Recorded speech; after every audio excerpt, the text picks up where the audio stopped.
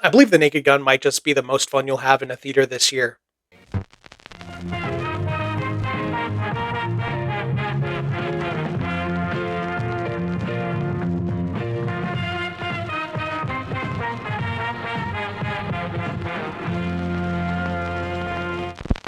I think the best thing that I can say about the Naked Gun movie is that it felt like just another Naked Gun movie. And I don't mean that in like a dismissive way.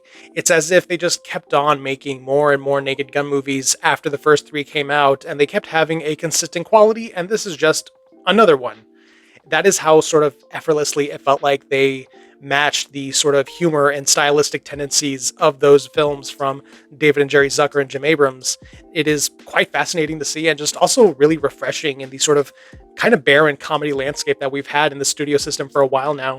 Because this is something that we don't really see a whole lot of these days. We don't really get a lot of mid budget studio comedies with big recognizable actors and worlds that feel very idiosyncratic and unique and kind of operating beyond the bounds of realism and isn't just full of people, riffing and doing improv at each other for 2 hours. Not that there's anything wrong with that particular style of comedy, but it has been the default for a while now, and this feels like a really good throwback. And on top of all that, you have Liam Neeson delivering what I think is a very pitch perfect comedic performance.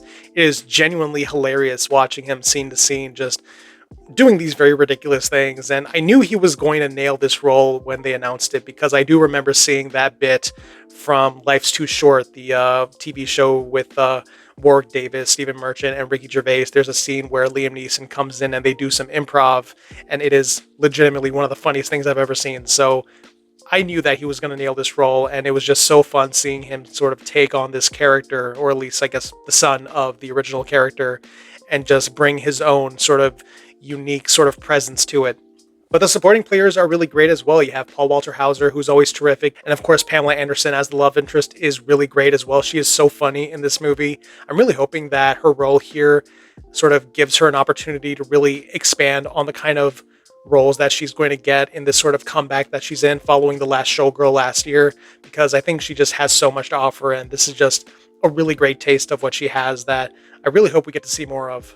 And I really like that this isn't just a full-on nostalgia trip. You have director and co-writer Akiva Schaffer bringing in some of his own sensibilities and humor into this and kind of bringing in some of that surreal Lonely Island energy that, he's very famous for. And it is just a really fun way to sort of add some extra spice to the mix.